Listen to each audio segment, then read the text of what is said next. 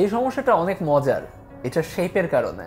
দেখো প্রশ্নে কি বলা হচ্ছে, 14 সেন্টিমিটার ব্যাসার্ধের একটা বৃত্তাকার বোর্ড আছে। আমরা ধরো এই বোর্ডটা আগে একটু আঁকলাম। কতটুকু ব্যাসার্ধ? 14 সেন্টিমিটার, এটা একটু বড়। 1.5 সেন্টিমিটার ব্যাসার্ধের দুইটা বৃত্তাকার অংশ কেটে নেওয়া হলো। ধরো এইটা একটা আর এটা আর একটা, দুইটা। আর 3 সেন্টিমিটার ও 1 সেন্টিমিটার প্রস্থের একটা আয়তাকার অংশ কেটে নেওয়া হলো। দেখো শেপটা কি হয়েছে, অনেকটা মানুষের মুখের মতো হয়ে গেছে না? আমাকে বলা হচ্ছে যে বাকি যে অংশটুকু আছে, এই দুইটা শেপ ছাড়া বাকি যে অংশটুকু আছে সেই অংশটুকুর ক্ষেত্রফল কত সেটা বের করতে বলা হচ্ছে। এখন তোমার কাজ কি, পুরো ক্ষেত্রটার ক্ষেত্রফল বের করবা, সেটা থেকে এই যে চোখের পার্টটুকু যেটা বলছি 1.5 সেন্টিমিটার ব্যাসার্ধ, 1.5 সেন্টিমিটার ব্যাসার্ধ বিশিষ্ট দুইটা অংশ আছে, দুইটা বৃত্তাকার অংশ, এই দুইটা অংশের ক্ষেত্রফল বিয়োগ করে দিবা এবং এই যে আয়তক্ষেত্রের ক্ষেত্রফলটা আছে না, এটাও বিয়োগ করে দিবা। যা থাকে সেটাই হলো গিয়ে আমাদের বাকি অংশের ক্ষেত্রফল। তাহলে আসো দেখো, পুরো যে ব্যাসার্ধ বৃত্তাকার বোর্ডের ক্ষেত্রফল, বৃত্তাকার বোর্ডের ক্ষেত্রফল, আমরা জানি ব্যাসার্ধ জানলে ক্ষেত্রফল বের করাই যায়, তাই না? ব্যাসার্ধটা কত একটু বলো তো? অবশ্যই 14 সেন্টিমিটার। বৃত্তাকার বোর্ডের ক্ষেত্রফল হচ্ছে পাই ইন্টু 14 স্কোয়ার, এত বর্গ সেন্টিমিটার। এত বর্গ সেন্টিমিটার যদি হয়, আমরা হিসাব করে দেখি যে 14 স্কোয়ার ইন্টু পাই, এটা হচ্ছে 615.75, এত বর্গ সেন্টিমিটারের পুরো বৃত্তাকার বোর্ডের ক্ষেত্রফল। এখন এখানে 1.5 সেন্টিমিটার ব্যাসার্ধ বিশিষ্ট বৃত্তাকার অংশের ক্ষেত্রফল, ব্যাসার্ধ বিশিষ্ট বৃত্তের ক্ষেত্রফল যদি বলা হয়, বৃত্তের ক্ষেত্রফল কত?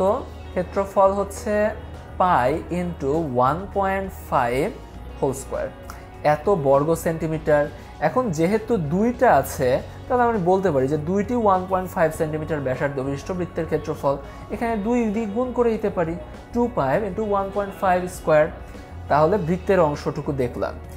আর আয়তাকার ক্ষেত্রফল, আয়তাকার অংশের ক্ষেত্রফল, অংশের ক্ষেত্রফল, এক্ষেত্রে দৈর্ঘ্য গুণন প্রস্থ হিসাব করলেই চলে যায়। দৈর্ঘ্য দেয়া আছে 3, প্রস্থ দেয়া আছে 1, এত বর্গ সেন্টিমিটার সমান 3 বর্গ সেন্টিমিটার আমরা পেয়ে গেছি।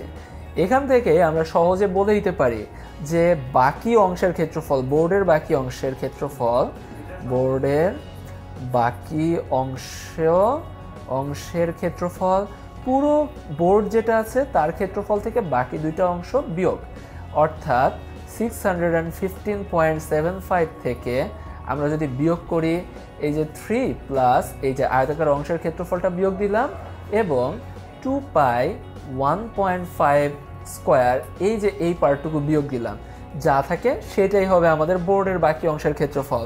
আসলে আমরা সেটাও বের করে দেই যে বোর্ডের বাকি অংশের ক্ষেত্রফলটা কত হচ্ছে। আমরা যদি দেখি 615.75 মাইনাস 3 যোগ এখানে আছে কত 2 পাই আর এখানে 1.5 স্কোয়ার, 2 পাই ইন্টু 1.5 স্কোয়ার, ব্যাস ইকুয়াল টু আমরা যা পাচ্ছি তা হলো গিয়ে 598.61, 598.61 বর্গ সেন্টিমিটার। এভাবে আমরা বোর্ডের বাকি অংশের ক্ষেত্রফলও বের করে ফেলতে পারি। আইডিয়াটা কি?